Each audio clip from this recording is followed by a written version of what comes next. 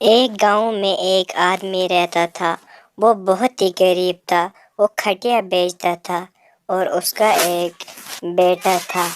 جب وہ جنگل کے راستے کھٹیا بیچنے چلا گیا اور اس کے سامنے ایک بھوت آیا۔ بھوت کو دیکھ کر وہ ڈر گیا۔ بھاگتے بھاگتے وہ سادھو کے پاس پہنچ گیا۔ سادھو نے اس کو جادوئی شکتی دی اور وہ جنگل کی طرف گیا، اور جب اس نے بھوت دیکھا تو اس نے اس کے اوپر جادو پھینک دیا اور بھوت وہیں سے بھسم ہو گیا اور خوشی خوشی سے اپنے گھر